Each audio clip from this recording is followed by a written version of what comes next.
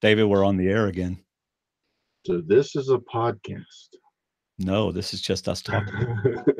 What is, if it's going under podcast on iTunes, it's still a podcast. No, I refuse to acknowledge that. See, this is the format I always wanted. No work, just chat. Yeah, and yet, as I sat downstairs and was taking notes during the episode tonight, Lonnie goes, I didn't think this was what you were doing. I thought you were going to just stand and talk to one another. Are you reading that or trying to remember what she said? Because it looks like you were reading it from her notes. I have your video at the bottom of the screen. Yeah. Because is that better? Does that look? But the problem is I got to go like this to see through my trifocals when I do that. I don't want to be looking like this the whole podcast. You see, you're wearing trifocals? Yes, you idiot. Do you see how I'm having to raise my head like this? Doesn't that look? Oh yeah, I see you now. Yeah, so that's why I have you down here. No trifocals. So that I can, yeah, it does look like I'm reading, doesn't it? Yeah. See, Terry doesn't even want to look at my phone when I go to show her something because she's like, oh, it's like she's got her eyes have to focus for 5 minutes, and then she's got to get the distance right. If her glasses are there, then what do you want me to see? Yeah, exactly. Never mind. I'll just explain it to you. So should I put the video up higher then? What do you mean? Well, if I have it down here, then I look like this when I'm talking to you. If I have it up here, then I look like this when I'm talking to you. We don't care, remember? I care. I know, mine's weird because you're over there and the camera's up there, so I'll never look at you. Oh, well, it doesn't matter. All right, so. Just doesn't matter. What movie is that from? It just doesn't matter. I don't know what movie that's from. By the way, if you see me come over here and stand, it's because the air conditioner blows. I was going to say there's probably a fan over there. It's where the air conditioner blows. So where are you located for this one-time podcast? I'm upstairs in my old podcasting room. Which bedroom? It's the giant closet off of Joshua's room. Oh, okay. Yeah. So we got some people in the chat room, David, and we have 5 people watching us that are decided to join us in our conversation. So. Is there a chat on YouTube as well, or just in the chat? No, I disabled the chat on YouTube, so there'd only be one chat. So we'll just get thumb downs and stuff. Yeah. Okay. I don't care though. So let us list the ways. No, let's not. It's not a podcast. I didn't spend an hour getting the website ready like I used to do. That's true. Right. Because every time I messaged you, you replied right away. So I knew you weren't working on something. Yeah, I wasn't doing that. The only thing that was the same for me was I did watch it a second time and I did take notes. That was the only thing that's the same, other than, making sure my Hangout was going to work and stuff like that. But what did I not do? I did not get all over Twitter and try to market us like I used to do. See, I just got obsessed with it, David. I got obsessed with podcasting. Yeah. And you didn't. I'm hearing my voice echo. This is why we don't do it anymore, because you hear your voice echo. You don't hear my voice? Yeah, I hear your voice. Well, there it goes. It's gone now. Yeah, I heard you. But anyway, so I used to obsess over this. I would have 15 tweets going out a day, and I'd be on our Facebook group all the time. Promote like they really needed me to say 10 times we're going to be on the air tonight, right? Like they really needed me to do that because they didn't even care once. But you said it 10 times anyway. So how did it make you feel when I didn't get as obsessed as you about promoting our podcast? Well, it's typical of me to get into something and then, I overdid it. So tonight's simple and I like it. Hi, my name's Dwaine and I'm a recovering podcaster. Yes. This is Survivor Talk with D&D though. I mean, we can't deny it. This is Survivor Talk with D&D. No, this is the podcast formerly known as a Survivor Talk with D&D. I am Dwaine, and that's David. And we're just 2 best friends that want to talk about a show we watched last night. That's right. All right, so let's talk about it, David. We've got to be careful in the podcasting world. We don't want to be seen as a power couple. A platonic power couple, mind you. You've never called us a power couple before. That hurt. I laughed inside my nose and it hurt. Oh no, don't do that. I remember that. Okay. Calm. No, that was a play. So I wrote that down, right? And Mhm. Connie's downstairs and she goes, Dwaine, be careful. You don't want to offend Christian. Because that was a play off of what Christian said about him and Gabby. Oh. Didn't even catch that? No. I did, but I wasn't worried about offending Christian. I said, Connie, we are not mean-spirited. We are. You know what I actually said to her? I'm afraid to ask. I've been doing this a long time. I know what I'm doing. I was doing this a long time. I knew what I was doing. I've been doing this a long time, Connie. I'm not going to offend people on the air. Don't worry about it. You said that to me at least 3 times. And then one time she said, Dwaine, you're writing these things down as though it's scripted. I said, Connie, I'm making notes for myself. So I'll remember, because I don't remember these things. I'm not like you that you can just, go from your own memory and go for it. That'll be tested tonight because I did not watch it a second time. Oh, you bummer. For a couple of reasons. One, I didn't have time, but I probably could have made time. But I'm going to be honest, and it's one of my what we would have called initial thoughts. Uh-huh. In that I enjoyed it so much, I didn't want to have a second look at it. I wanted to go off the experience of watching it the first time. Really? And I'm telling you, folks at home, if you take a season and don't do the pre-work, don't get caught up in the videos and learn about people who are not going to be the way they are in their pre-show interviews. That's true. They're going to be different. What I enjoyed the most is learning who these people were as their opponents learned who they were. I did too. Yeah. I just enjoyed that. This was a really fun premiere for me. And I think it's because I didn't know anything going in. If we'd known more, I might have been expecting more from certain people or bored with certain people.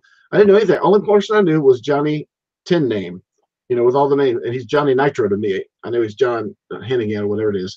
But I knew who the wrestler was. I didn't know who anybody else was. I knew who Mike White was, the writer. I knew about him. But otherwise, only because I recognized him. But I didn't know what any of these people were going to be like, how they were going to play like. So I didn't want to know because things change. And I just enjoyed it because of that. Yeah. I agree. That was my handoff for you to start talking. It was cool. Hey, I haven't done this in a while. It was so cool. I mean, I didn't even know their names. It was great. It's like, and I didn't have a cheat sheet with me or anything. I didn't. Yeah, names. I didn't know them either. I was having to learn them while I was watching, and I had no preconceived notions, which were always messed up anyway. Somebody on our Facebook group said it doesn't matter anyway because none of them are like what they are in the previews anyway. That's why I enjoy not doing the pre-work. Now I'm also lazy, so I don't want to take the time at night because I got a lot of other stuff going on. We talked about that off the air. That we both have a lot going on. You had one of the busiest summers of your life, but I've just got stuff every. Mine seems like I had much less busy summer than you. I even took a week vacation, but my time is picking up now of stuff I got coming up that I'm working on at night. So it really didn't work out for me to do the pre-work. And man, I just really enjoyed this episode this is why this show is the best reality game show on television. All right. And my other first impression, my first impression, other than those terrible commercials of the black and white characters throwing slingshots at each other, that was the first impression. That was whatever. My first impression was before the show started. I went to my DVR and pressed it on, and it said season 37. Episode 1, season 37. This is the 37th season of the show. I know. It's just that's amazing to me that it's gone 37 seasons. I just hadn't contemplated that because we hadn't been studying, we hadn't been working on it, and that number just hit me like a wall. Like, gosh, that's a lot of seasons. Yeah, and they've already got season 40 in mind. I mean, well, yeah, the show's not going anywhere. I would hope not. If they've gone this far, they got to at least get to 40 and do something big for 40. Yeah, well, they will. I was reading Dalton today, and he said that Probst and Burnett said they got something that they're thinking big for 40. So wow. But anyway, did you do Mark's Fantasy League? Well, I know you did. I did. I want to know how. team. Yeah, I wanted to talk about this. So last season, and then you tell me what you did last season. And I think I did what you did last season. I looked at the faces only last year and didn't really look at names, but I looked at faces and I thought, who would I approach if I got on the beach? And to be honest, I don't even remember who I picked anymore. But who would I talk to? Who would I align with? Who would I work with? And I learned that that was like the dumbest thing you could have ever done, because Survivor is really a game. It's a lot of luck in Survivor. There's a lot of tribal alliances, flips, draws, buff draws. It was kind of stupid for me to, but then again, and no disrespect to Mark or anybody that really plays fantasy hard, I didn't really care. I just wanted to be in the group and play the game with Mark's game because I love Mark and I think he does a great job, amazing job with that game that he puts together. He's got a ton of people in it this year. So, go ahead. No, you. So how did you pick your team last year? That's how I picked mine. I looked at faces and picked who I would align with. Well, I did last year what I did this last season. What I did this season was I waited till like the last 10 minutes because I wasn't going to do it because I didn't know anything about the players or anything. But I think last season what I did was I went and I looked at, I guess it was similar to what you did, but not who I would want to play with, but who I thought I would want to hang around with. Okay. Strictly on looks. Who would you approach on the beach? I don't even know who played last season. I don't even know who won. Who won last season? See, we don't have any credibility in the podcasting world anymore. Dominic and it was the winner's name. I remember that. Yes, I do remember last season because it was down to the volleyball player to choose who was going to win. Yeah, loved it. Okay, but anyway, so what'd you do this season? I didn't really like last season. Wendell, thanks, Mike. Of course, Mike is going to come in with the answer. Yeah, Encyclopedia Mike.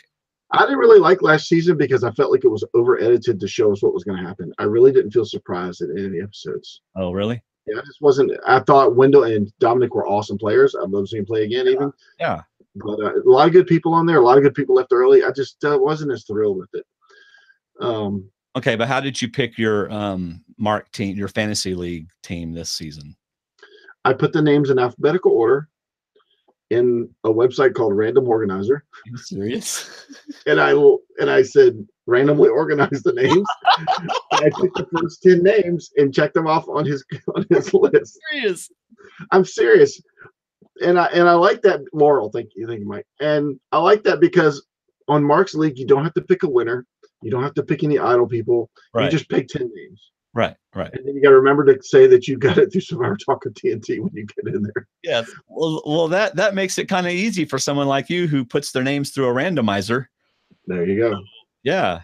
Although I warned you, it was the very most basic way that you could pick a team. That actually took more work though than my way did. Oh no.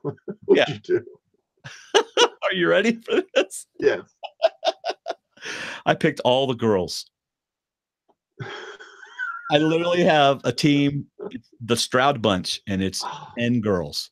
I wish I'd have known that. I would have picked all the guys. 10 ladies, and I think I'm going to win.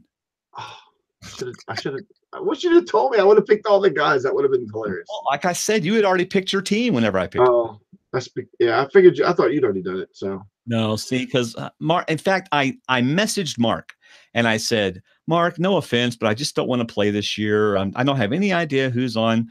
And then like 5 minutes later, okay, I'll go ahead and do it. And I did it. And Mark just laughed at me. Yeah, he just stared at the computer saying, just pick him, Dwaine. Just do it. You know what he did? He looked at the computer and said, I'll wait 5 minutes and he'll change his mind.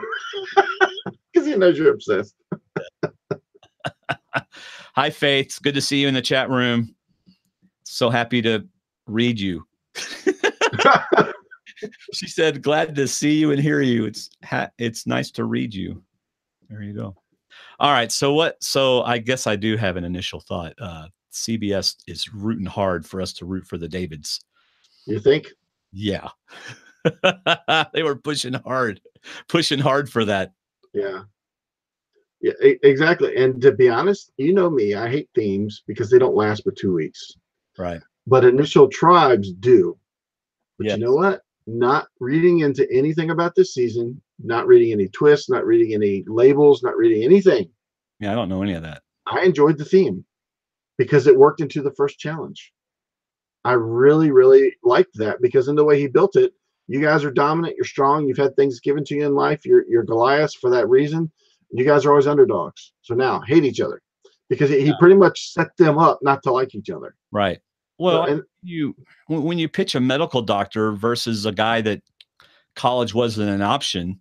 Yeah. No, I mean, it's uncomfortable to say the least. I was a little uncomfortable with it. Yeah, it was. And what I thought was funny was the girl, and see, I don't even know her name. It was Allison. Angelina. Here's my show notes, by the way. It's the pictures that you sent me. Yeah. I don't have any notes. Angelina, she made the rolling eyes and the Chatwin wants to drop me. Hold on. And the comments about, when I saw them come on board and stuff. And then we never heard from her again for the next 90 minutes. Well, how do you read that in the edit? Because I started thinking that since we did Mark's thing and we didn't do any pre-work, we didn't pick any winners. We didn't make any guesses. So I want us tonight at some point. I have a winner. Do you have a winner? Because I got one too, and you're gonna be surprised at mine.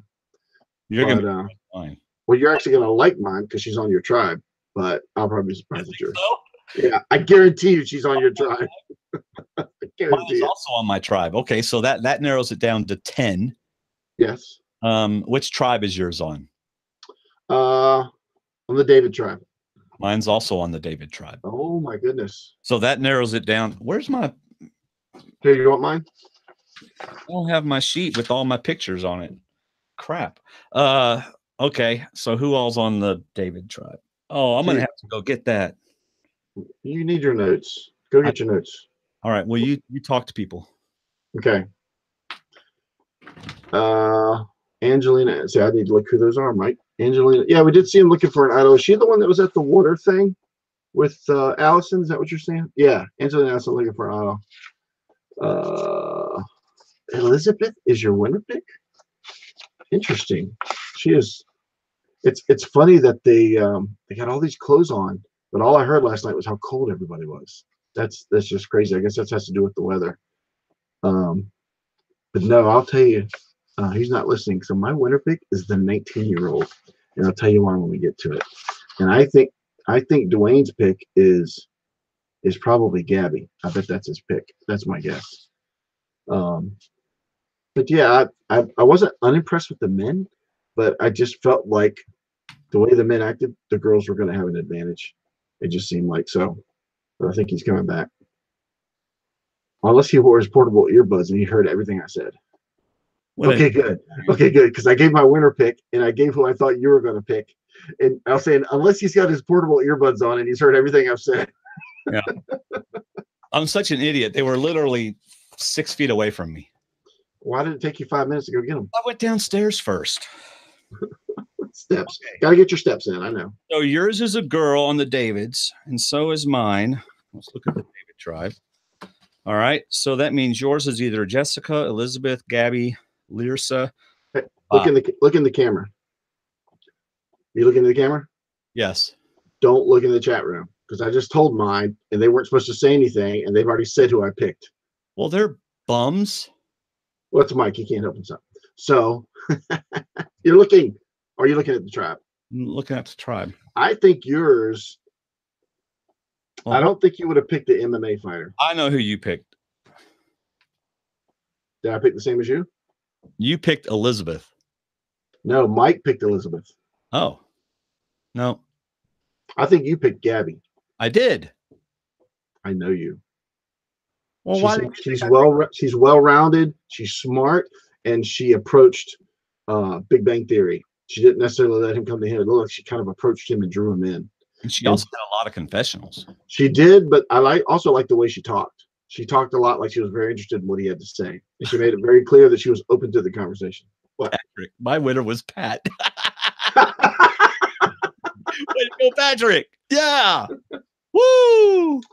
So your pick is Jessica. My pick is 19-year-old Jessica. She's 22. Oh, right. But the document you sent me says 19. But her story last night of her crying, and she's going to obviously have to get over that. But I just think that her age coming out, that she's lying about that she could. Yes, we're picking a winner after the first episode because we didn't do anything before the first episode. Yes. So I'm not picking Pat. Yes, I'll admit. I'm going from 19 players, not 20. Has Mike not been paying attention? We knew nothing about it. We didn't even know their names when we watched the episode. Mike, how could we have picked a winner before the episode? Yeah, each name was like a splash of water every time it came on the screen. Yeah, like I was actually paying attention to the little, like I was waiting for them to do a confessional so I would know who it was. Yeah, exactly. Yeah, I don't know. I think something about, because I liked what was her name from?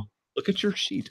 No, from another season. The young blonde girl that went on Exile Island, and it kind of knocked her out of the game. And I'm blanking right now. No, it's that one girl.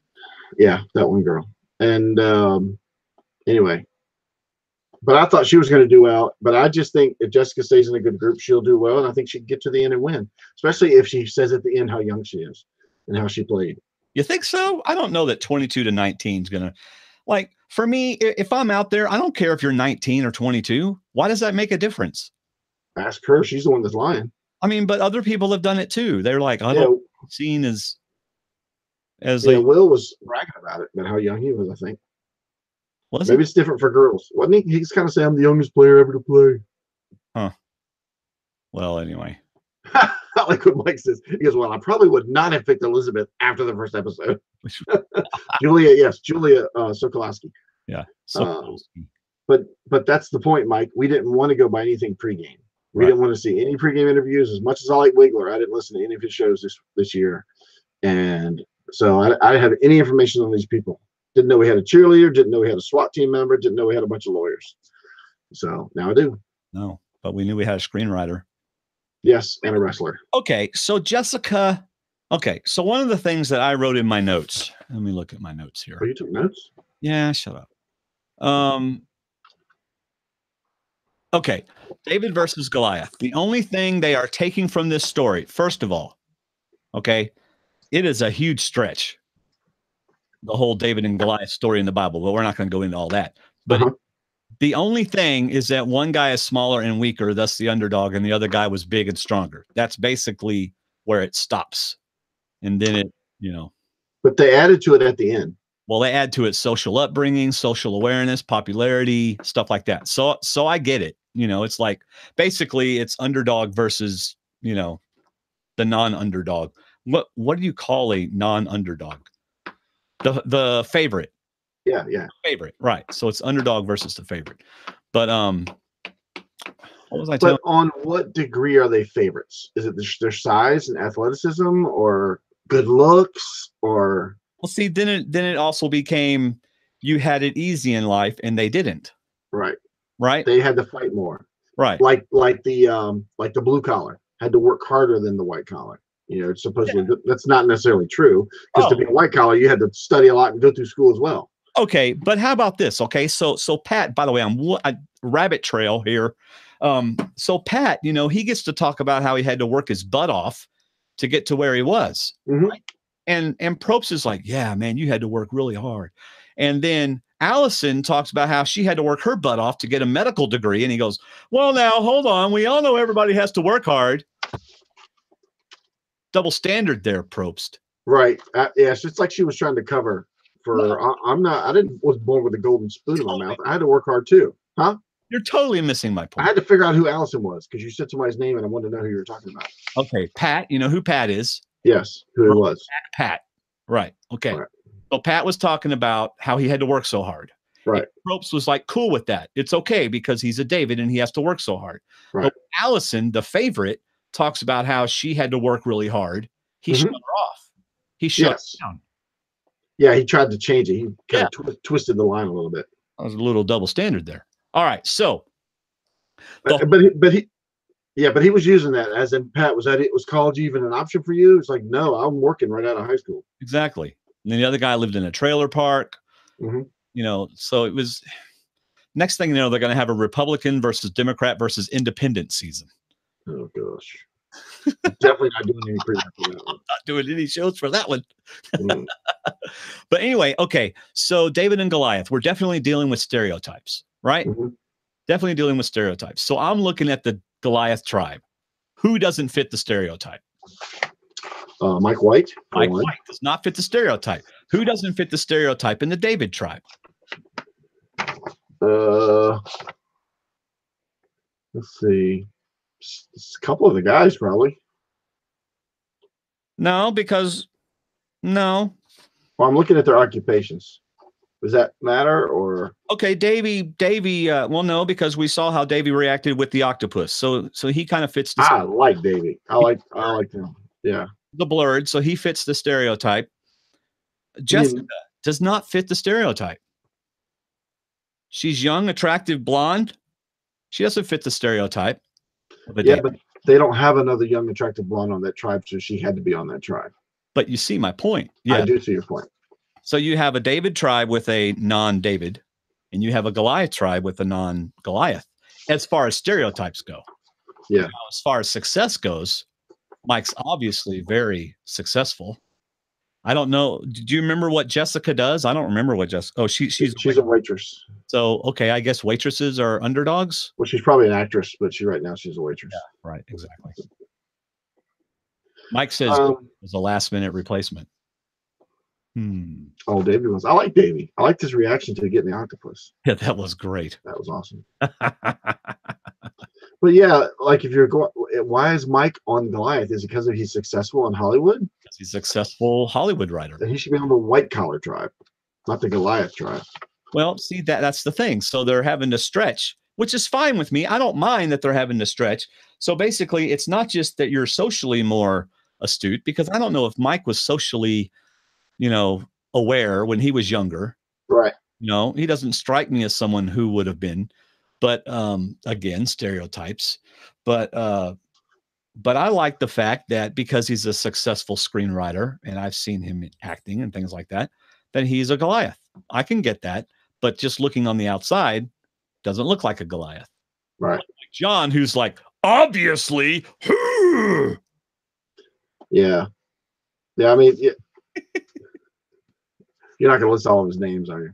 No, but I have. No, but as long as you said that, just a second, please, since I'm not going by my note. Did you know I have several names? No. What are your names? I'm afraid to ask.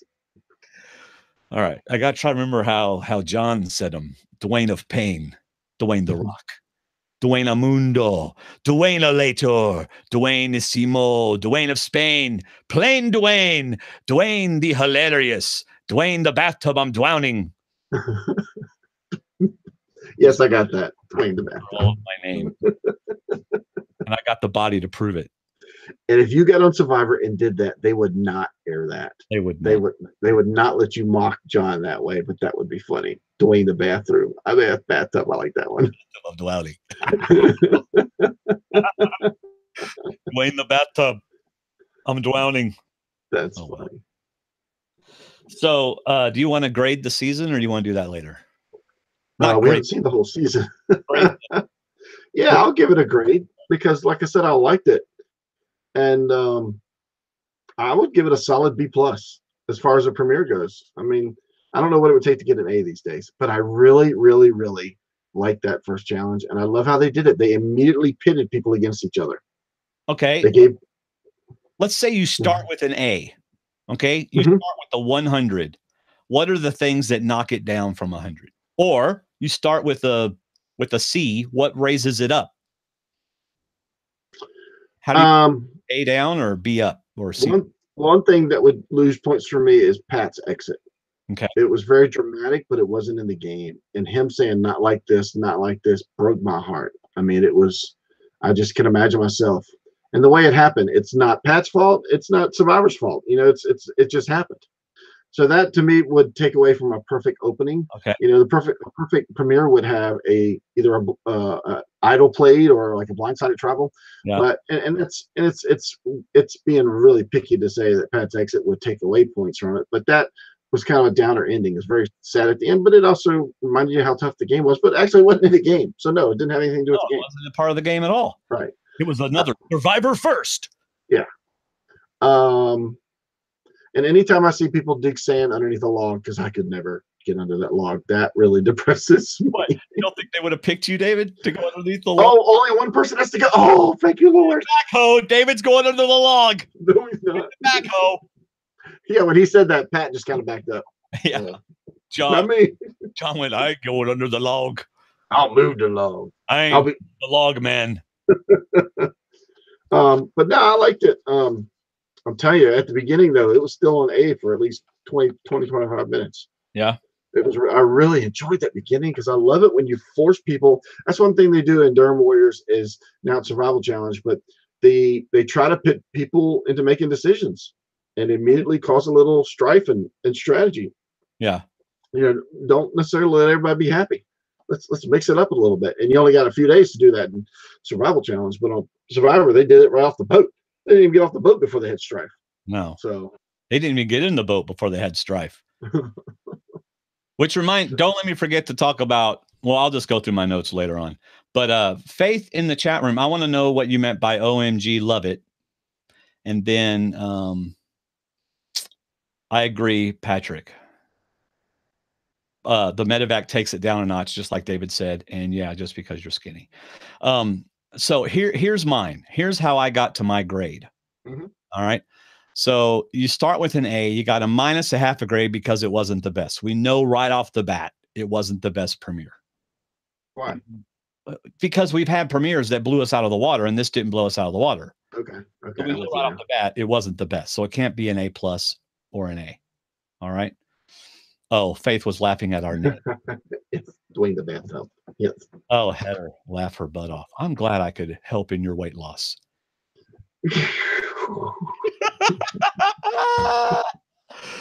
Oh, sorry. All right. Comments from one podcaster do not necessarily reflect. Yeah. Oh, I remember that. That was with who was that we did that all the time with? What's his name? Dan Foley. Yeah. I miss Dan. Yeah. Oh, well, anyway, so then you got a minus a half a grade because there's no tribal council. That's almost a full grade. There you go. Because what is Survivor without a tribal council? Mm-hmm. It's not the same. I would have loved to have seen the drama at tribal council. Yeah. The first choice they have to make. Yeah. Like would Nick's mom story have saved his butt? Mm-hmm. Let's see. Let's look. Would Carl, obviously they all love him after he's medevaced, but would he have been safe? Pat.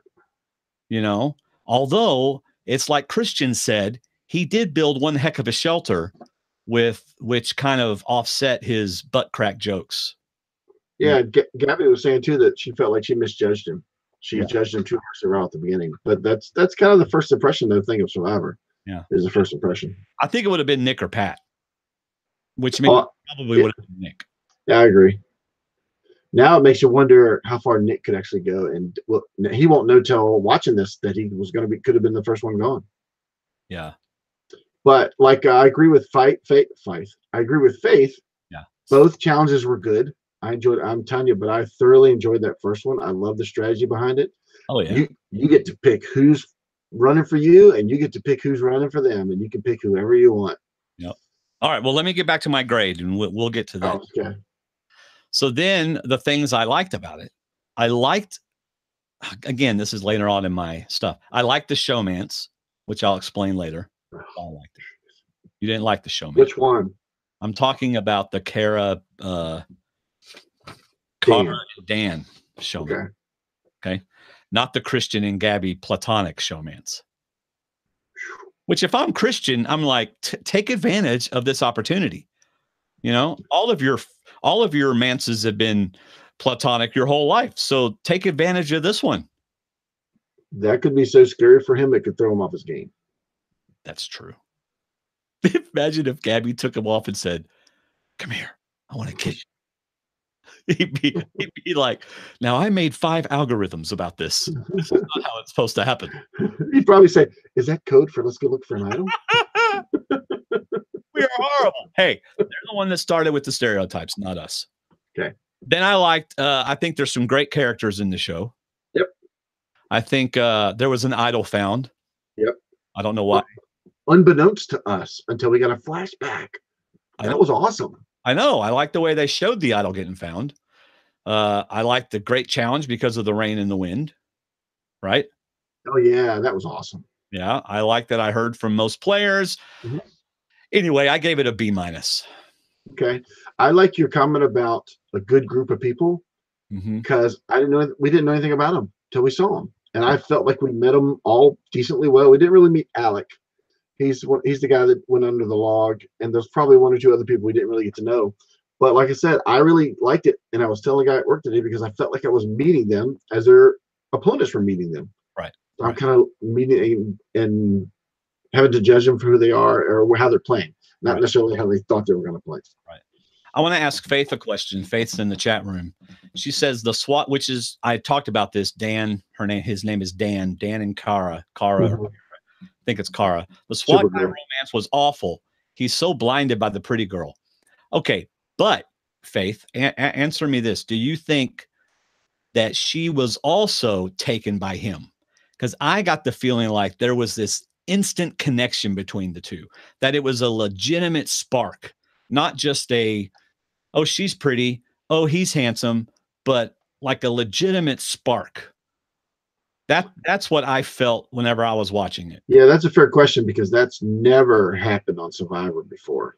A genuine spark in the first or second episode, only to be blown up by the fourth or fifth episode. But you're right.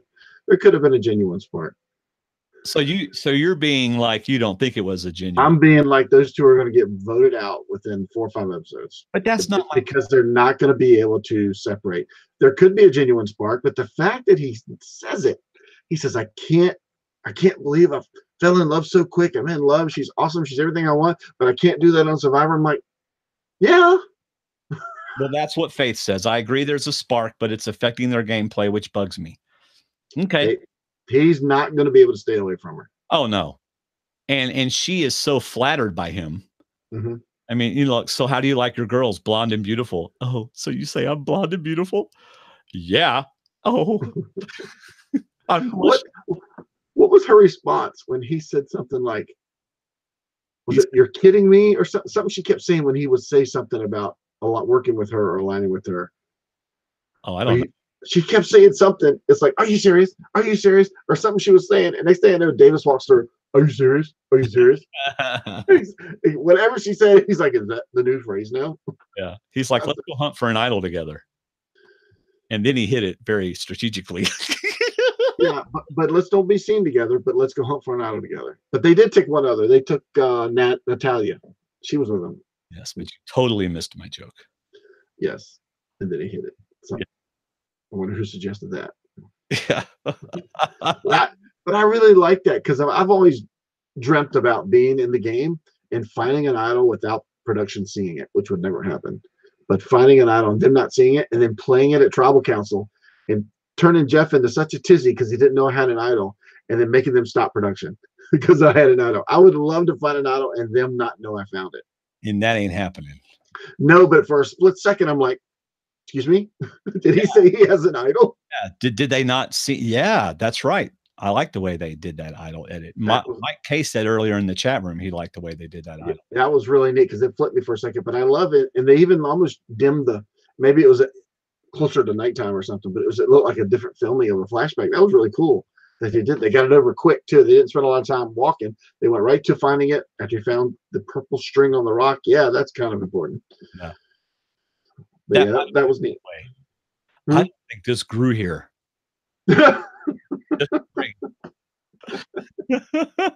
Wow, that's a weird looking weed. Can we talk about Natalie? Who is Natalie? Natalie, the one with the Midas touch. Everything she touches turns to gold. Okay. Can we just say the only reason why she has, well, okay, I'm not going to say that. Hello? You need to do what I'm telling you. Hello? Would that not annoy the heck out of you? It did, and I wasn't even there. Oh my gosh. From what we saw in the edit, yes. You ever have a teacher that back in our day when we were young, walk around school or class and would flick you on the back of the head if you weren't paying attention? Yeah. I didn't pay attention a lot in school. So, but every once in a while they would flick me. And I didn't care. I didn't complain because they were right. I should have been paying attention. Right. So many times I wanted to go around the show and flick people and say, haven't you seen the show before? Yes. You know, and that includes Mike, that includes Pat, that includes Natalie, that includes Dan, that includes Kara. I mean, I liked Gabby and Big Bang Theory doing their conversation because it was more natural and more alliance surrounding. Right. Whereas Dan and Cara just realized that started coming up with child names for their babies. Yes. But then with Mike walking away, surely nobody's going to notice me walking away this early in the game. Not with everybody else still there. Yeah, Mike. Yeah. Yeah. He got a little excited. But Natalie just annoyed me. And it's like Faith says in the chat room, Natalie has no self-awareness. See, here's the deal. Where she works, she's the head boss. Yep. Everybody has to do what she says. Everybody has to do that. She has leadership by position, but that doesn't mean that she's earned it. That just means as far as relational, she just has it. Out on the island, she doesn't have that. So you can't treat people the same way you do in your job. Yeah. And that's what she was doing.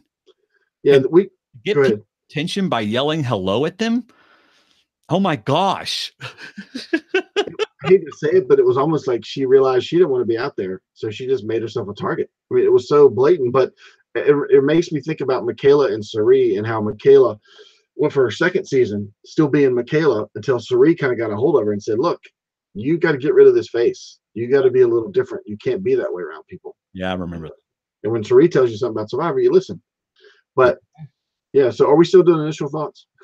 No, we're all. So one of my other thoughts that I liked about the episode, which is further in the episode, is I love odd couple alliances. That's another back of my head, because I've played Survivor. Y'all don't know this, but I've actually played Survivor in my mind about 100 times.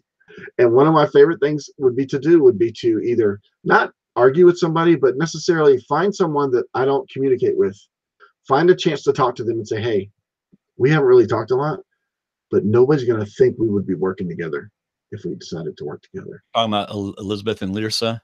Yes. The fact that they recognize we are like so different that we're alike. Yeah. You know, people would not see this country girl with the hat Mike Case picked to win and Lirsa working together. Right. You know, and I love that. I really, really like people realizing that and saying, let's do this. They'll never see it. Yeah, but they make alliances with everybody the first 2 days. So do you think that's a true lasting alliance, or do you think it's just one of those mini alliances people make? I think it's a true alliance because of the way it was shown to us, and I hate to use the edit as a reason. I just think it's good because it was their first that we saw of those two. I think I didn't take any notes, but I think that was the first that we saw of them two.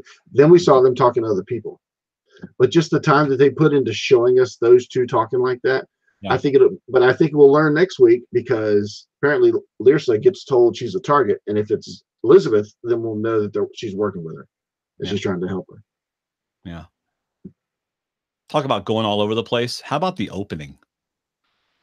What happened to the death-defying helicopter shots and the death-defying Probst on the top of a 10-centimeter top of a mountain saying, 39 days, 20 people, 1 survivor. And then the camera goes out, right? And you see he's on the top of a precipice about to die. Yeah. He's on a boat. Waiting for them pleasantly. Completely safe. No death-defying anything. Just standing there. I think the helicopter insurance company said this is cyclone season. Right. So you are not getting in this helicopter and getting on top of a mountain that we got to rescue you from. Right. By the way, you know what I'm doing right now. You realize we're on video, right? Yeah. It looks a little weird. Oh, so good. Because see, I'm upstairs. We don't have the boys at home anymore. So I keep it like it's 78 degrees up here all the time because no one's up here. So anyway, just real quick, the victorious music as Goliath tribe got on the boat, and then the silly music as David tribe got on the boat. I did notice that little music. And Goliath tribe kind of hopped on the boat, and the David tribe kind of like barely made it over. Oh, she's only seeing David. My bad. I'm glad you. Yeah, that's sad. Because I selected David so I could see him only and not me every time I talked. So you were the only one on the video, David.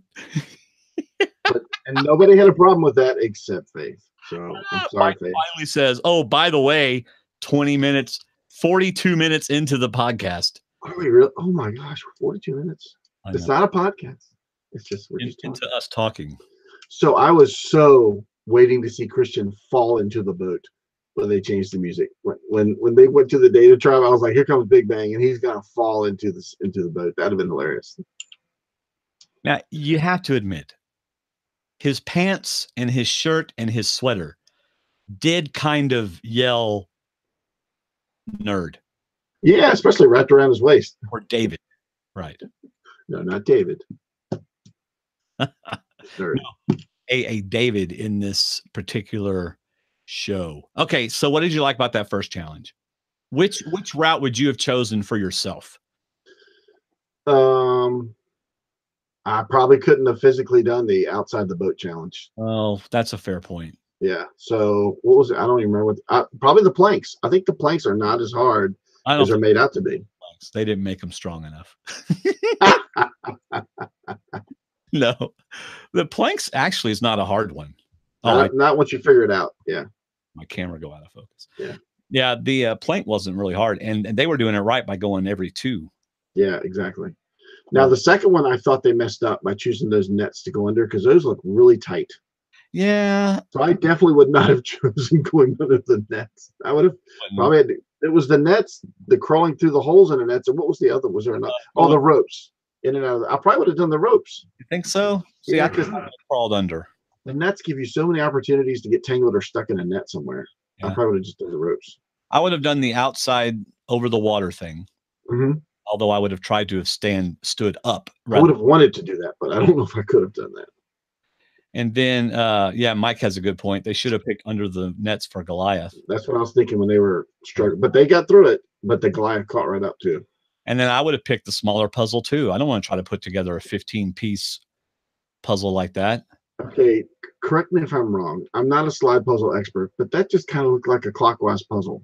Yeah, it was. They just basically went counterclockwise. Yeah. Although apparently Christian made several mistakes, which he told us in his confessional that they had to edit together because when he was fading off the screen and he was gone and still talking. Yeah, that was great editing. I love it. Was. Oh man, he wrote slide puzzle algorithms. See, I'm telling you, he didn't have a date in college. Correct, but that just didn't seem like a hard slide puzzle. No, I don't. But I liked the challenge before it started. That's what I liked about the challenge.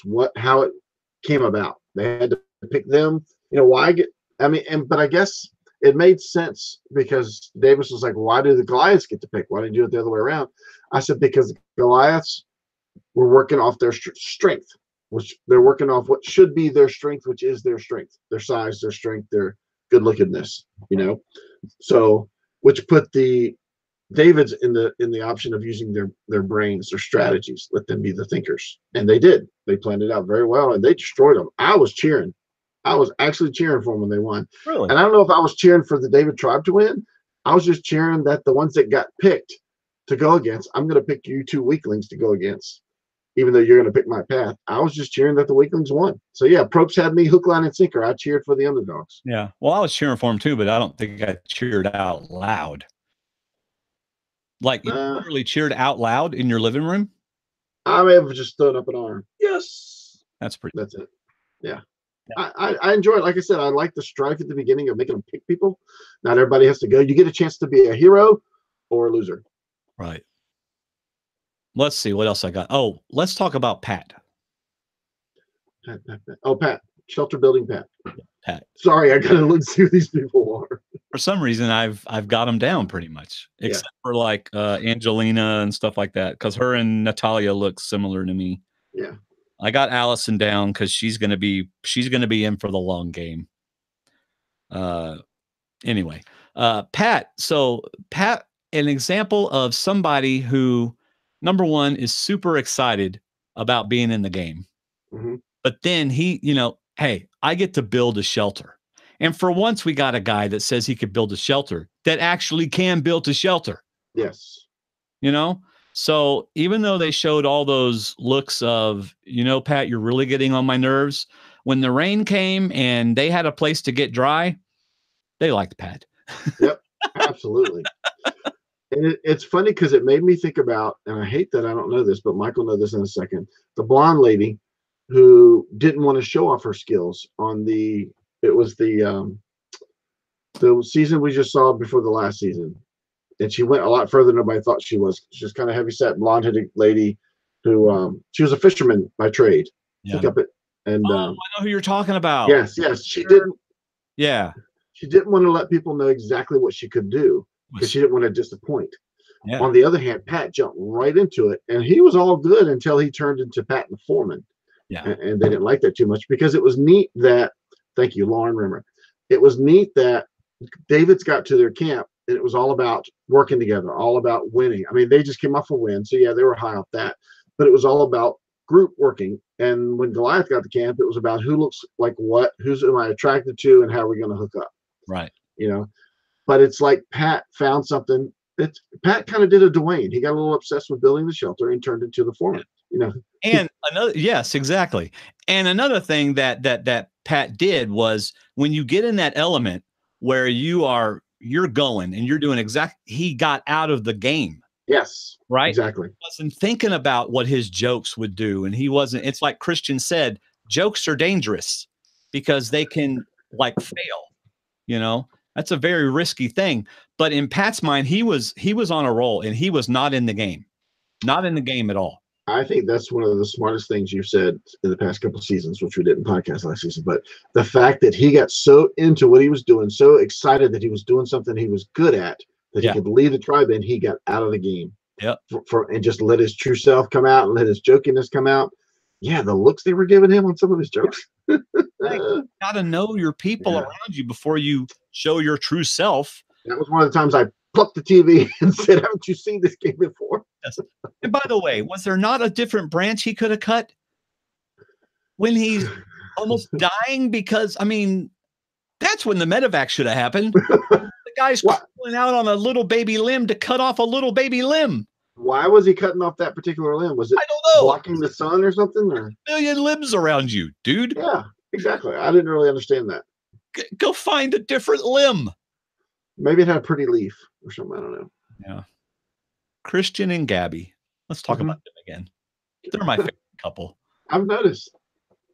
Well, they're a cute couple. He's the nerd whisperer. That's what I like. That means she can control him. He thinks he's in control and she's going to control him. That's why I like your pick. I think she's not a bad pick.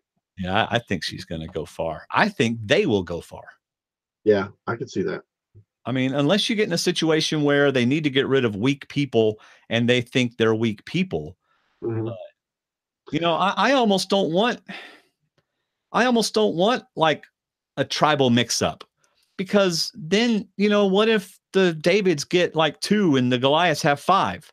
Yeah. Then you're going to get people picked off. But why don't we have a season where we stay with our tribes until, I don't know. I guess you can't do that.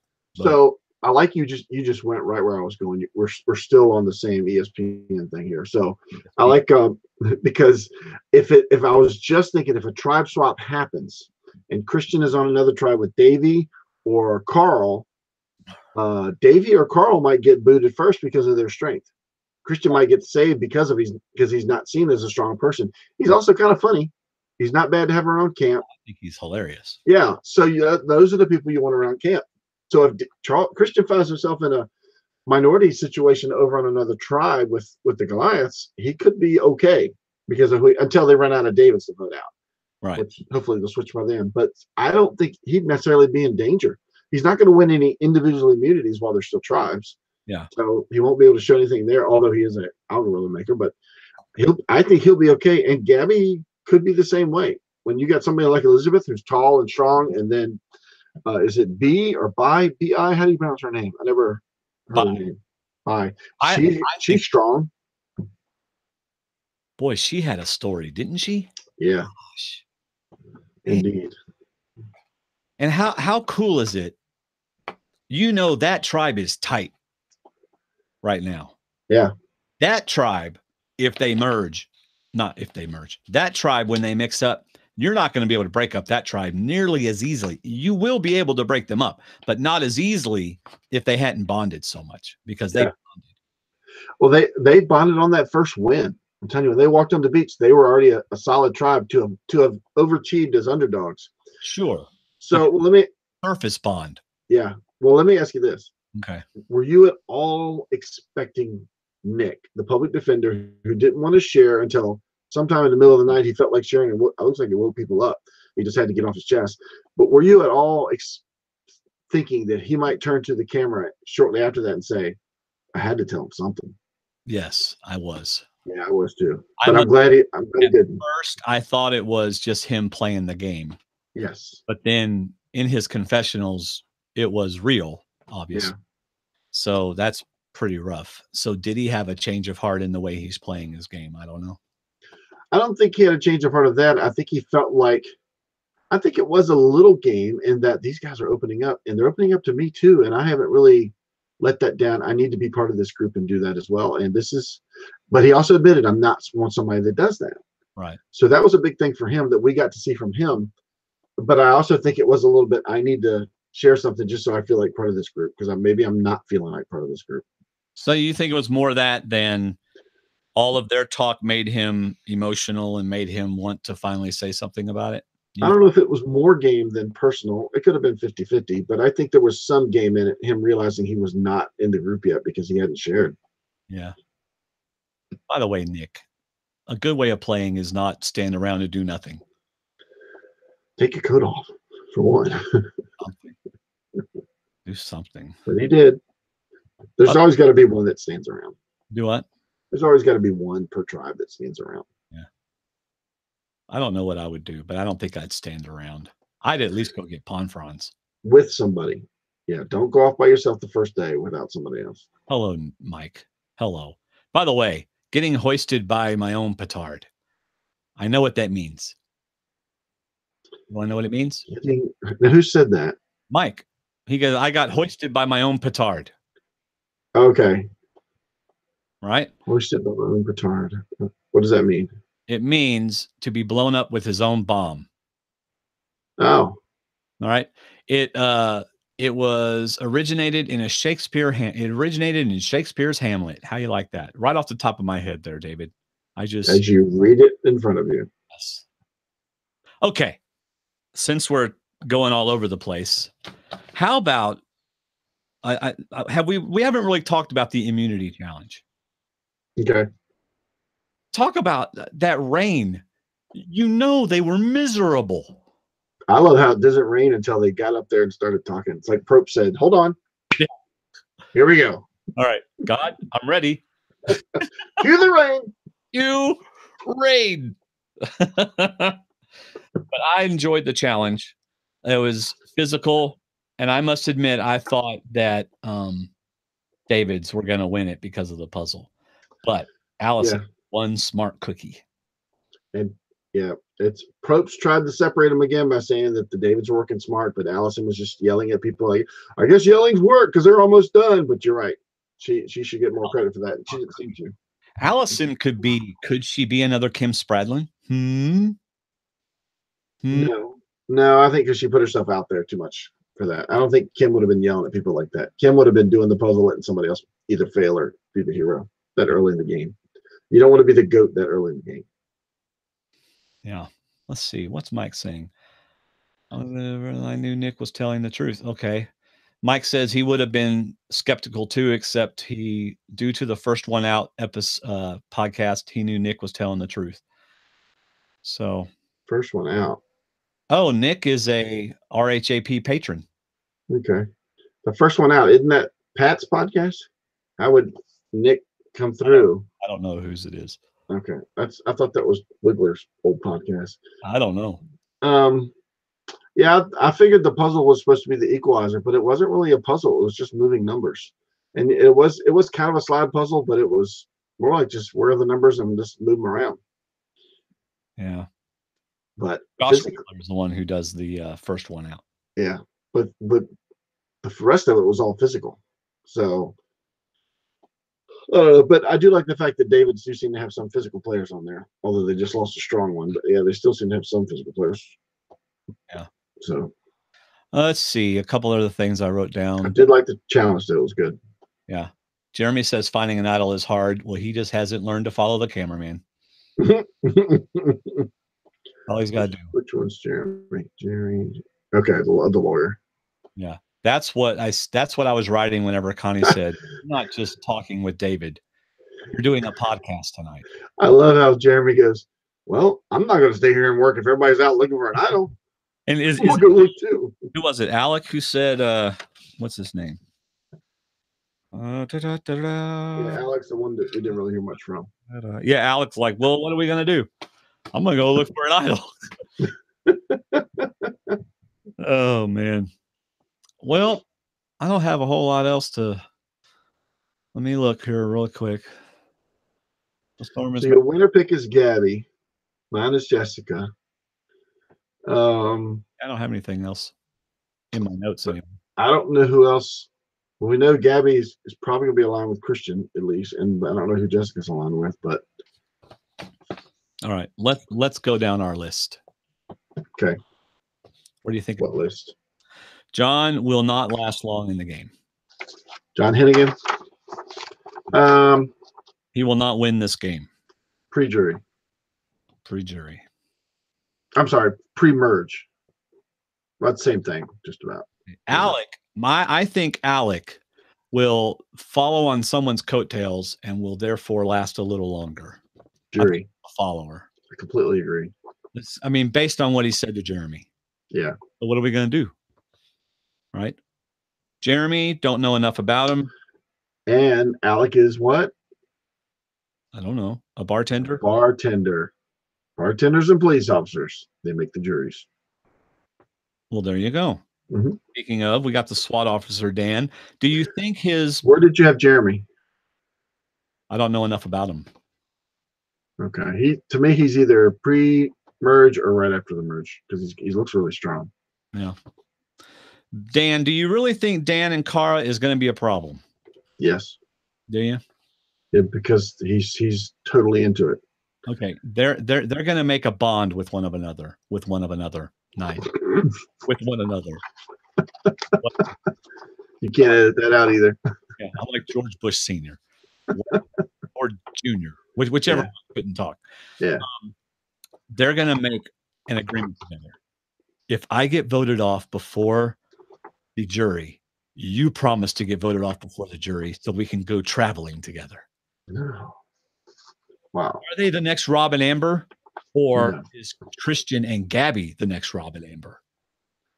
I think Christian and Gabby have a better chance of being the next Rob and Amber, but there's only one Rob and Amber. So. I know. Because you're talking final two. I don't think Mike's going to go too early myself. I think he's going to recover from his stupidity at the beginning. I think Mike's going to need some luck, like a tribe swap.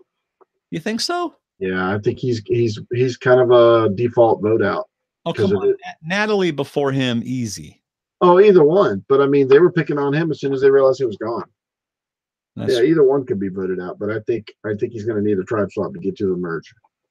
Natalia and Angelina, I don't really know enough about them. But because of their age and their similarities, I think they could be in a group that gets them to the merge. Yeah. Allison, I think is going to go far in the game. Mm-hmm. Kara, we did see Kara. Was she with Natalia and Dan? Yes. So she is connecting with the girls too, not just Dan. So that's good. Mm-hmm. Unless her and Dan were off looking for the idol, Natalia found them. Well, maybe. Yeah. But that's one way to get aligned is be next to somebody when they found an idol. That's right. Natalie is out as soon as they can get her out. Yep. I mean, she not only is she much older and doesn't fit in, but she's annoying everybody. According to what we're seeing. Yep. Christian's long for the game. Absolutely. I agree. Nick will be early. Yeah, I don't think he lasts much longer. I think he goes pre-merge. Yeah. I don't see Davey being a what am I thinking of? A strategy type of guy. No, we didn't see enough for that. But I think his personality could get him to the merge. True. But his size might get him voted out. I think Pat may do a medical evac. I think he could be the first one out. Yeah. Now you realize this is our first podcast post-retirement. Yes. Our first podcast ever also had a medical evac in the premiere episode. Really? Courtney Moon from One World jumped into the net and wrist or ankle. Yes, I broke remember. a wrist or something. So yeah, so we kicked off things here. Post-retirement podcast, which will be our only podcast, but Yes. maybe who knows? Yes, medical evac, first episode. Heard it here first. Maybe, who knows?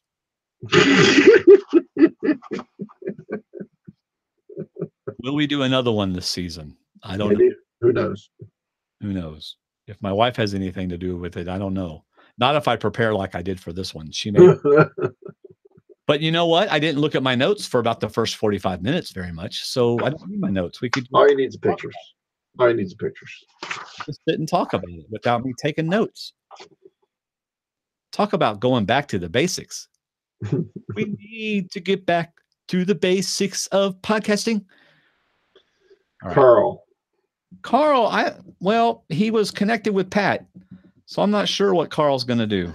Oh yeah, that's not good for Carl that his partner's gone. He was kind of a quiet fella. But he had some awareness. He did have some awareness of what was going on socially. So I did like that, but it might depend on the swap. He could be a casualty of a bad swap. Yeah. Lyrsa and Elizabeth will probably help each other to stay on for a little bit, maybe. Yeah. Jessica, I have no idea. She'll win. No. Gabby's going to win the game. Mm-hmm. And then her and Christian are going to get married mark my word, at the reunion show, Christian and Gabby get married, or he proposes. He proposes. This is my prediction, and I'm sticking with it. Okay, that's good. Maybe. Hey, a really throwback, Dwayne's crazy theory. Wow, and you're connecting Survivor in real life. That's really crazy. Yeah. You're crossing the boundaries here. I think Bai could be quiet enough to make it to the merge. Yeah, I do too. She had a very nice disposition. She wasn't out there or too overt or anything. So, and we're probably completely wrong. Yeah, probably so. You looking forward to the rest of the season, David? Oh, absolutely. But I think the rest of the season is going to hem off the next 2 episodes with challenge wins. If Goliaths win the next 1 or 2 challenges, a lot of the Davids are in trouble. Obviously, because they'll be voted out. One thing we noticed about watching this episode is just because they're divided by David and Goliaths doesn't mean that the Goliaths are going to run away with every single challenge. Why not? Because, I mean, well, let me see. Well, because the puzzles are going to even them out some. They didn't this time. Okay, but it was close. It was close closer than we thought. Well, and Survivor does what with almost every single challenge? They give us a puzzle. Yeah, they give us a puzzle. So okay, they're only going to be separated like this for what, 4 episodes, maybe 5, 6 at the most. So over the next 5 or 6 episodes, they'll have the Goliaths will start off in the lead, but it always ends up on a puzzle. So if they get a far enough lead that Allison can help them with the puzzle, then they win the challenge. If they don't, then David's win the challenge. So the Goliath tribe has a wrestler who said he's really smart, a bartender who doesn't know when to go look for an idol, an attorney, a SWAT officer, a filmmaker, a physician, a financial consultant, an industrial engineer. I think they can do some puzzles.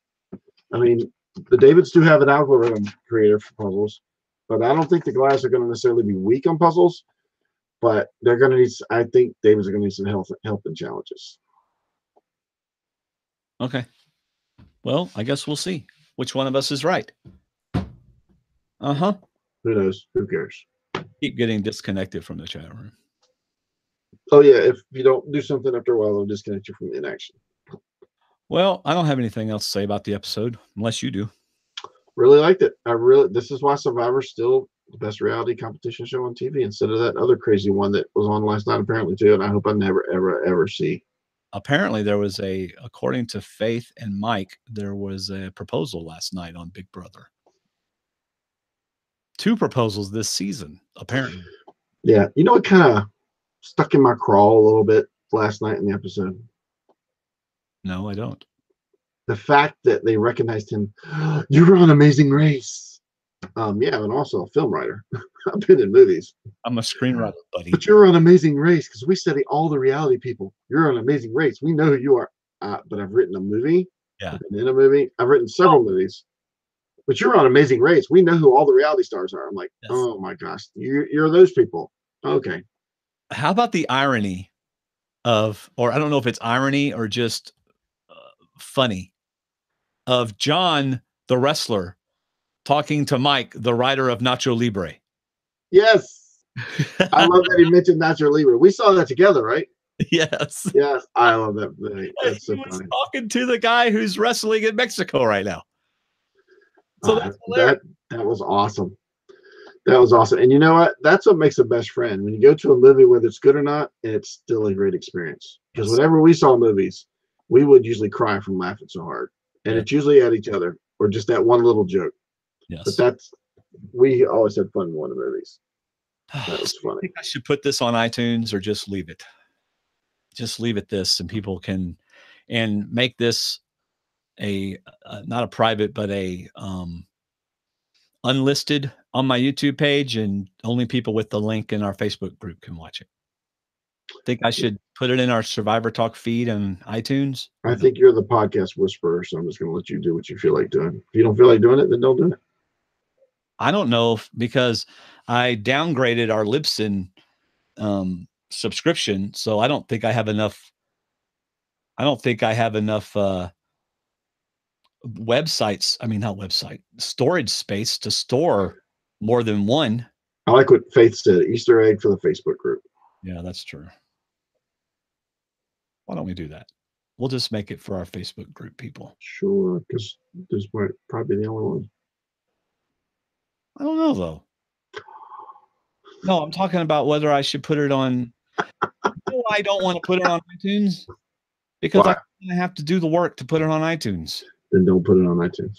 So I probably won't. Don't. Maybe I'll do it later in the week just because I'm bored. That's what I'm saying. If you don't feel like it, don't. If you feel like it, do it. Yeah. Yeah. Kind of like taking notes. If you feel, well, you need to take notes, but otherwise, if I don't feel like taking notes, I'm not going to take notes. So see, okay, so here's my honest question. Honest question to those of you who are in the chat room, and do not be afraid to be honest. Was this really like the old days, or was this kind of just not the same? I want to know what they think. You know what I mean? Mm-hmm. I kind of liked the not following my notes, which I never thought I'd be able to do, but I kind of liked it. For 6 years, I told you, let's just talk about the episode and not go over our notes. I didn't mind taking notes. So Faith says it reminded her of the wind. So apparently we reminded her of gas. We're just full of hot air. We're just a bunch of hot air. That's what Faith says.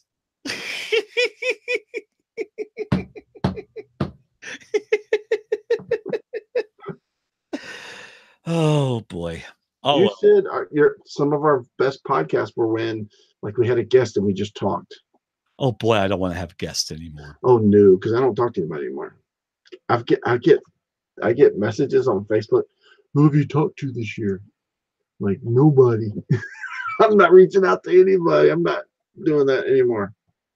Mike said it reminds him of Shooting the Breeze a bit. So basically, this format of us just talking about it, for me, it was less work. I wasn't reading down a list. We were just talking about it. What I liked about this all over the place. We went all over the place, just like we do when we're on the phone and I'm driving around and we're talking about it. We go all over the place. Yeah. But I still listen to a few podcasts, and what I like about this type of format is we include the chat room. Yeah. And I listen to another podcast that includes the chat room, and it's just it's more of an open discussion because they answered a lot of questions I had, and then they brought up things that we didn't see. Yeah. So I like the interaction with the chat room. Okay, here's the deal then. Oh no. if we do another one this season, if the people in our Facebook group said they enjoyed it enough and they want us to do another one, I will do no notes. I will do nothing except watch the episode, maybe twice. So if you want to hear Dwaine sound very panicky and scared, no, but I am interested. Did they like it this way, or do we want to do another one? I could see us talking after like a swap or something if we wanted to talk about it, just to see what the season's doing. But this is what's going to happen. Watch. Next week, we're going to watch the episode. No, we're not. We're going to go, you know, we can talk about it tomorrow night. No, we're not. With no notes. Actually, next week I'll be in Farmville next Thursday. So we can't do it next Thursday. Well, I'm off Friday, but we can't do it next Thursday. It's Gracie's birthday, and we're going to the Fish and Pig in Farmville. The only way we're doing it again is if I don't do anything except show up, just like you did. Because I can't. I'm being serious. I enjoy this a lot. I've missed it a lot, but I didn't miss the work because I just put myself in a situation where I did so much work. It was like a job, and I didn't enjoy that at all. Yeah. But I missed this. Yeah. And I miss talking to them because and even like Mike had a good point. So don't tell anybody, Mike, that like our chat room is full of so many people that you can't even get your comments up there because it just scrolls off. Yeah. And I agree with Faith that I like to shoot in the breeze field too, because I was pushing for it for 6 years and didn't get it until the 8th year when we're not even podcasting anymore. I wasn't confident about it. Huh? I wasn't confident. I would say watch the episode once, and if you want to watch again, but try not to take notes. And but having the pictures actually helped. And I was supposed to get you the pictures, and you ended up getting me the pictures. Thanks to Mike. Yeah, thanks to Mike. They're great pictures. But just having the pictures reminded me of everything. But like I said, I liked it so much I didn't want to watch it again and see something I didn't like, you know? Yeah. So we might do another one this season. We may do more than one, but we won't probably do one next week because I can't do it next week. But thank you, Patrick. I agree. We're not having any guests. See, that's another thing. We got so involved in it. It's like, for me, I just tried too hard and it wore me out after a while. Well, when you do something like this and it's public, you want to make it as good as possible. Right. At the same time. Well, see, go ahead. Yeah. No, go ahead. Faith says, hey, just do the big episodes like the merge, which I may want to do more than that, but this needs to be an enjoyable thing for you guys that we like hearing your take. I agree. Tonight was enjoyable, but it would have been even more enjoyable if I hadn't spent the last 2 hours watching it again and taking notes. Yeah. No notes. And that's when it's a job. Yeah.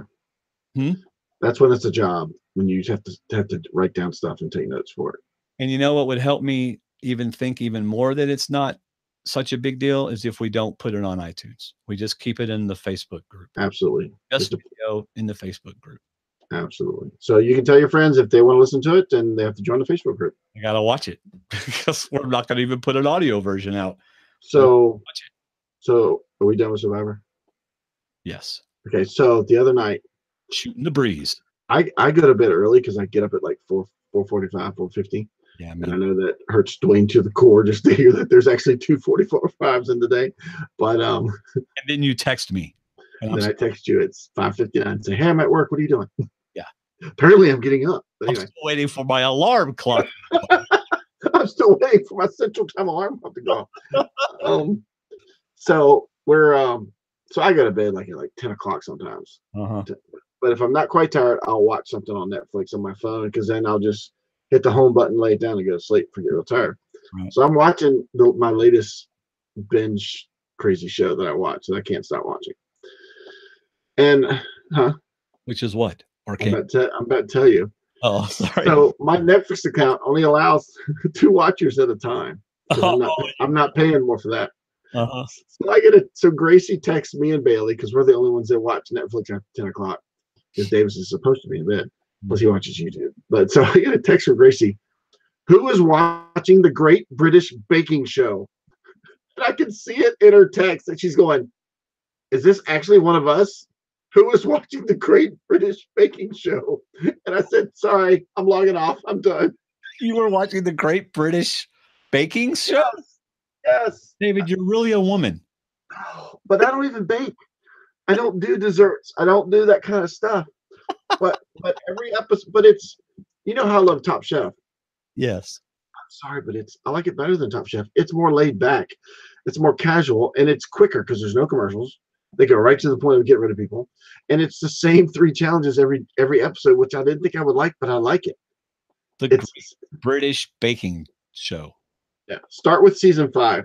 No, I'm not starting with any season. And the reason I say that is because I used to watch QI, the Queer Eye for the straight guy? No, or Q. It was a game show. It was a British game show. Yeah, Stephen Fry. Yeah, Q. I watched that, and I kind of get to meet all the British comedians because they're on that show. Yes. And I don't remember her name, but if you've watched the IT Crowd, right? Oh, yeah, twice. Oh, at least twice for me. So the guy in the back room, the goth guy. Yes. So the Great British Baking Show, there's 2 judges. One of them's named Paul Hollywood, and the other one changes from season, I think, or it might be the same lady. But there's also 2 like comedians as co-hosts, and they interact with the players because they're not judging; they're just like commentating. But they're usually comedians. So this one female comedian and the goth guy are the co-host for season 5, and I saw him, so I just wanted to watch it because he was a host, and it's really the actor. It's not the character; it's an actor. Right. And so I watched it because of that, and it's just I find it interesting. I learned stuff, you know, because I do make my own pizza crust. So I do rising and doughing and prepping and stuff like that. And but I mean, it's neat to learn stuff, but at the same time, it's just a quick, easy, fun show. Okay, so that's kind of my latest guilty pleasure. By the way, how did she even know what was being watched? Because when you go to log in to watch something, it says 2 screens are already being used. Bailey was watching West Wing, and the other one said, "Huh?" It tells what you're watching, so you got to be careful what you're watching. My sons may not want to know that. By the way, I had 2 sons get married this summer, right? Really? My oldest boys got married. I know you know that. I'm telling everybody in our Facebook group. Oh, I'm sorry. I'm telling the 25 people that will watch this in our Facebook group that I had 2 sons get married. And they're still using my Netflix. So here I am trying to trim my budget because I just bought Connie a new Chevy Equinox for her birthday, right? So I'm trying to trim my budget. I'm talking $14 here, $10 here. I call Verizon. Is there any way I can cut my bill? Whatever I can do. And so I text my boys, guys, I'm thinking about getting rid of Netflix because I've already watched all the shows on it I want to watch. Because I'm trying to save $14 a month. And of course, I have the 4K version because I got a 4K TV. Yeah. So I want to watch 4K. And my boys both are like, Dad, we watch Netflix every day for hours upon hours. So I said, okay, fine. I won't get rid of Netflix. For my 2 married, actually, my oldest married boy watches it all the time. He and his wife. Yeah. Then does he work? Yeah, he watches it at night. He works during the day. Hey, Faith, is your mom's a new Equinox or is it a 2018 or a 2019 or is it an older one? They're all good. We used to have a 2013 Equinox and Connie loved it and I sold it like an idiot and she got mad at me for it. I love that car. Well, I'm selling that car. Yeah, I sold it. And then I bought myself a black Honda S2000. It was not a good year for me as a husband. Yeah, you had an Equinox and we got right after that, we got the Traverse. I love the Traverse. Yes. It's the bigger Equinox. Yes. Well, Faith, the 14 is a really great year for the Equinox. I bought her a 2019 Equinox and I won't go into all the details, but let's just say that I need to trim my budget. And you're now leading worship at 3 churches instead of 1. I now am bivocational at 4 different churches. So why don't you start charging the boys for Netflix? I'm not going to charge them for Netflix. because I watch it a lot. So that'd be 3 ways. It'd be like, you know, $4 a piece or $5 a piece. And that's stupid. I'm not going to charge my boys for Netflix. And get rid of it. Let them get their own account. Their own insurance for their cars, though, Mm-hmm. that I still own. Of course, they're all paid off. Oh, well, whatever. Yeah, see, Bailey at ODU, she was between apartments because of the semester change. And so they got rid of internet because she was getting out of that apartment. And her roommates took off for their new positions. So she didn't have Wi-Fi or anything. Oh. So she would go to ODU to use their Wi-Fi during the summer in the library because she didn't have anything else to do or to look at. So she would go to the library, download Netflix episodes, and then go back home and watch them if she was bored. I didn't know you could download Netflix episodes. You can do that on your computer, I guess. No, on your phone. But it's limited on how many you can download because we'll go to downloads. Like for a trip, you can download a whole season of the IT Crowd for a trip and watch it without internet. Yeah, you can download episodes. You go to the episode, look to the right, and if it's got a down arrow, you can download it. But not all of them, but most of them you can. Huh. But it's limited on how many episodes. So like the other day, I wanted to download the Great British Baking Show, and I wanted to put it on my phone, and it said we were filled up on downloads. So I texted the group and said, "Who's got too many downloads?" And Bailey said, "I did it for the hurricane because I'll get rid of them." So anyway, but yeah, hurricane. I know it was nothing. I hate to say I'm disappointed, but it was nothing. But man, it wasn't for Carolina. Gosh, man, they're still dealing with it. I really thought y'all were going to get something. Yeah. David's right on the Virginia Beach. David's 30 minutes west of Virginia Beach, 45 minutes. Well, I'm connected to Virginia Beach. I'm actually closer than that. Right on the Carolina line. I'm like 10 minutes from Carolina. Yeah. I mean, y'all got a lot of rain though. Some of those bands came over you, right? Yeah, we did, but it came really fast, really hard, and then moved on. David lives in a neighborhood where when I lived in Virginia for 6 years, I think it flooded. I'm talking 2 to 3 feet of water, right? 2 to 3 feet of water. Is that fair? 2 feet at least? No, more like 4 to 6. 4 to 6. Down at the end of our street, it was about 6 feet deep. Yeah. Hello. But my house, I think, is on the highest point in my street because everybody gets water up to their garage door, except us. The last big flood we had, which was really bad, we had water about 3 feet from our garage door, up in our yard, all the way up. I got pictures. I can show you pictures. But then everybody else, I mean, there were canoes going down the street. Yeah. But it just didn't touch our house. And praise God, we didn't lose power. I mean, I don't understand how we don't lose power. I don't know. But yeah, but I remember, do you remember the hurricane that brought your family to my house for us to watch the Super Bowl and then Survivor? Yeah, and then we moved. Mm-hmm.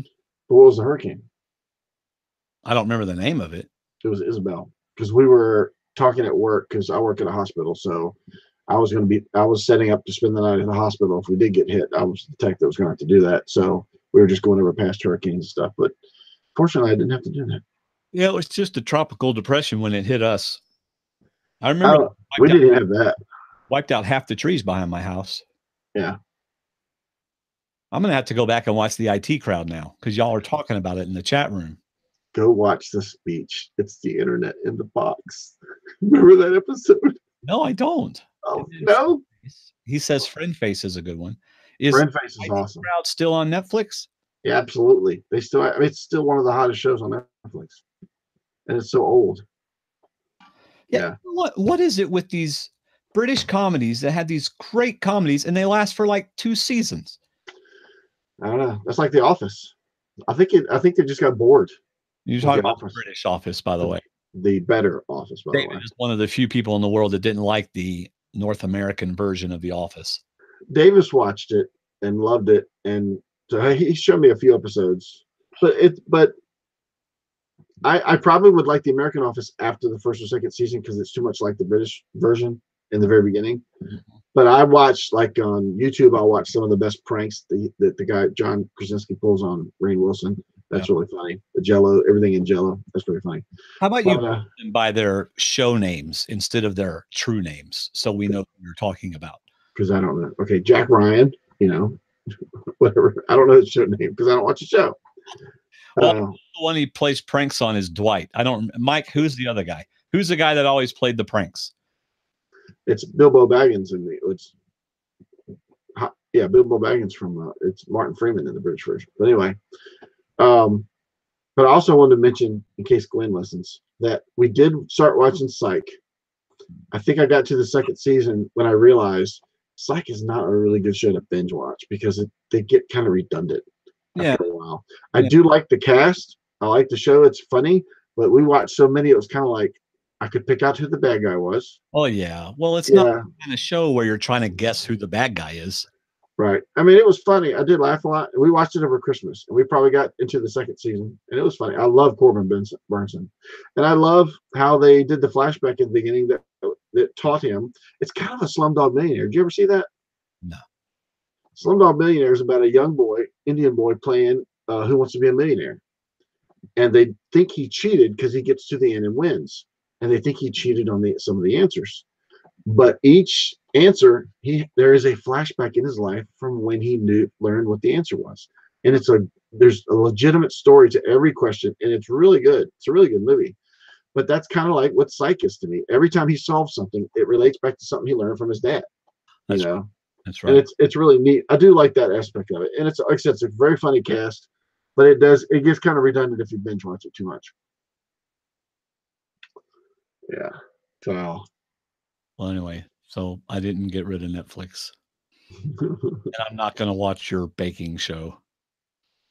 You won't like it. Connie would like it, but you wouldn't like it. Yeah, she would. It's a neat show. But you know what I learned watching the Great British Baking Show, and I'll get off of it after this. Thank you. I started with the 5th season, and to me, the 5th season had a bunch of good people that could have won, like a good season of Survivor. Mm-hmm. So I went back to the 1st season, and I don't know if half those people could even survive the challenges, because the challenges, first they give you a topic for each episode. Like bread is one episode, pudding is an episode, and the first challenge, sounds exciting. Yes, the first challenge is a signature challenge. You get to make something neat out of the topic. The second is a technical. You don't know what the challenge is, and the third is a showstopper where you make a big thing. And I don't know how these people make it through, but as I'm watching the 1st season, people get better. They pick up things and they get smarter, and that's kind of like Survivor. We've seen some really bad premieres, some weak premieres. We're like, wow, how did these people get on here? And somehow or another, they figure out the game and play it better at the end. And some seasons have gotten better at the end. So, but this season to me started off really good. So I just hope it gets even better. But yeah, now I don't know because I didn't look. Did Probst prop up this season at all like he's done in the past? Man, I don't know. You wouldn't know either. So I'm asking if anybody in the chat room knows. How did we get back to Survivor? Faith is going to go check out the British Baking Show. Watch. I'd love to say watch the IT crowd first, then go watch the 5th season of the Great Baking Show. But watch the 5th season first. It's a good season to get stuck on. And then go back and watch the other ones. By the way, when you're trying to trim your budget, it's really hard. Hard to trim your budget. You're preaching to the choir. You know, because you can't adjust how much you pay for life insurance. Mm-mm. You can't adjust how much you pay for car insurance unless you have to have full coverage on cars you're making payments on. Yeah. And you can't get rid of DirecTV. Hello. Got to have internet. You can't live without internet. Boy, they make a ton of money on internet. You're not kidding. It's like restaurants make so much money off soft drinks, and cable companies make a ton of money off of internet. Do you still order soft drinks in restaurants? Sometimes. I do in Mexican restaurants because water doesn't do anything for that food. But for the most part, we just order water now. You know what I like the best about the end of this podcast? That it's coming. That it's coming, but also that I don't have to do anything after it's over. There you go. I like that a lot. I like knowing that you're just going to go chill and do something else. Yep. I'm going to go to the bathroom. You probably should have cut it off right before you said what you were going to do. Oh, all right. Bye, everybody. Thanks for joining us. Yeah, thanks for joining us. It was fun, and this will be in our Facebook group. I don't care to share the link with others, but we're not going to put it on Twitter, and I'm not updating the website. This isn't going on iTunes. This is just for y'all. Dwaine, I'm proud of you. I know I am too. Welcome to the life of normalcy. Yes. Bye, everybody. See you.